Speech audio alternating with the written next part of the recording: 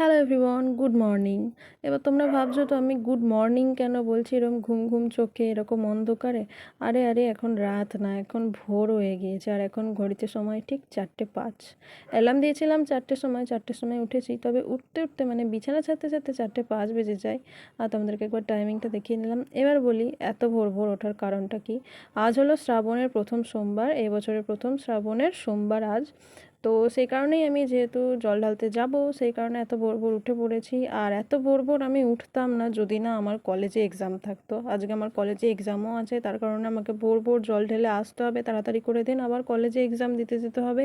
সেই কারণেই এত সকাল সকাল ওঠা। আর আমি এখানে স্নানটাও সেরে নিয়েছি, একদম ফ্রেশ হয়ে চলে এসেছি। আর আমি বারবার দেখছিলাম যে দিন হচ্ছে কি না, আলো ফুটছে কি না, সঙ্গে তোমাদেরকেও দেখাচ্ছিলাম। আর এবার এই যে ছাদে চলে এলাম, ঠাকুর ঘরে চলে এসেছি, জিনিসপত্রগুলো গোছাবো, দেন তারপর বেরিয়ে যাব। আগে হচ্ছে গিয়ে জল ঢেলে আসবো বাইরে থেকে, তারপর বাড়ির মহাদেবকে জল ঢালবো। আর এই যে এখানে আমি সব জিনিসপত্র গুছিয়ে নিয়েছি, যা যা লাগে আর কি। তো সব কিছু গুছিয়ে নিয়ে এবার চললাম। আর এখন বাজে ওই 4:45 এরম কিছু হবে।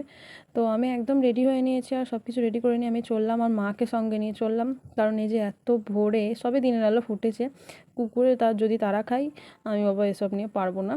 সেই জন্য মাকে সঙ্গে করে নিয়েছি আর চলে এসেছি এবার এই মন্দিরে। আর 5টা বাজে এখন, পুরো আমি মন্দিরে পৌঁছালাম। আর কী পরিমাণে ভিড় দেখো।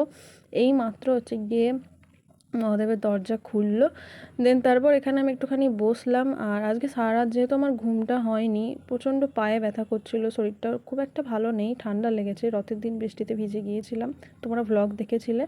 তো সেই কারণে গা হাত পা প্রচণ্ড ব্যথা যন্ত্রণা। তাই একটু বসলাম, লাইনে যারা ছিল আগে পরে তাদেরকে বললাম একটু লাইনটা দেখতে। আর এই যে এখন আমার লাইনটা এখানে রয়েছে, আমি তোমাদেরকে দেখিয়ে দিলাম। আর একটা ভালো কী হয়েছিল, একটা মাম্মাম এসেছিলো, তো এই মাম্মামকে আবার লাইনে দাঁড় করিয়ে দিয়ে আমি আবার বসে পড়েছিলাম। বললামও যে আমার এক্সাম আছে, শরীরটাও খুব একটা ভালো না। তো ওরা বললো হ্যাঁ বসে পড়লাম। দেন তারপর চলে এসেছি একদম নাট মন্দিরের ভেতরে কভার করে।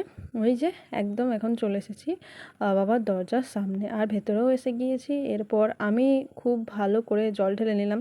হ্যাঁ, একটু প্রবলেম হয়েছে, কারণ এক হাতে ভিডিও, এক হাতে জল ঢালা, এগুলো করতে গেলে একটু প্রবলেম হয়। তবে যাই হোক, আমি ফোনের ক্যামেরাটা অন করে দিয়ে আমি এখানে কিন্তু জল ঢেলে নিয়েছিলাম খুব ভালো মতো, যা যা করে আর কি, ঘি, মধু, চন্দন সব কিছু লাগিয়ে বাবাকে একটা মালাও পরিয়েছিলাম আকন্দ ফুলের। এটা আমি না পাইনি, আমার বাড়িতে ছিল আকন্দ ফুলের মালা। এবার আমি দেখছি এখানে তো সবাই পরাবে, আমি না হয় বাড়ির মহাদেবকেই সুন্দর করে আকন্দ ফুলের মালাটা পরাবো। তো আমি নিয়ে যাইনি।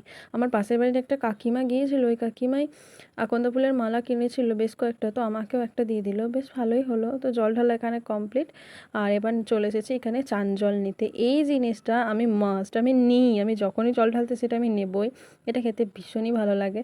আর দেন তারপর এখন আমাকে পরীক্ষা দিতে যেতে হবে, তাই আমি ঝটপট করে জল টল ঢেলে বাড়ি চলে গিয়েছিলাম। আর বাড়ি এসে পরীক্ষা টরীক্ষা দিয়ে এসে আমার তো ভীষণই জ্বর, মানে আমি পরীক্ষা দিতে গিয়েছি, ওখানে পরীক্ষার হলে জ্বরে আমার গা পুড়ে যাচ্ছে, আমার পেন চলছে না, এত পরিমাণে শরীর খারাপ ছিল। তো সারা দিন খুব কষ্ট করেই কেটেছে গায়ে জ্বর নিয়ে। আর বিকেলবেলায় ওষুধ খেয়েছিলাম, আর ওষুধ খাওয়ার পর এখন একটু ভালো আছি, জ্বর আছে গায়ে, তবে এরমই চলছে, মানে ভালো আছি ভালো নেই এরম বলা চলে। শরীরটা একটু বেটার আছে আগের থেকে। আর এই যে এখন আমার স্টুডেন্টরা পড়তে চলে এসেছে, আজকে পড়ানোর মতো অবস্থায় আমি নেই, এখন আমার গা হাত পা ব্যথা, এই যে দু পায়ে দুটো ওড়না বেঁধে বসে আছি। তবে কাল একজন স্টুডেন্টের এক্সাম আছে, তাই ভাবলাম ওকে যখন পড়াবো দুজনকে একসঙ্গে আমার বাড়িতেই ডেকে নিই, যেহেতু আমার বাড়ির কাছাকাছি ছিল, দুজনকে একসঙ্গে পড়ালাম। ভ্লগটা কেমন লাগলো অবশ্যই কমেন্টে জানিও, ভালো লাগলে একটা লাইক করে দিও। বাই।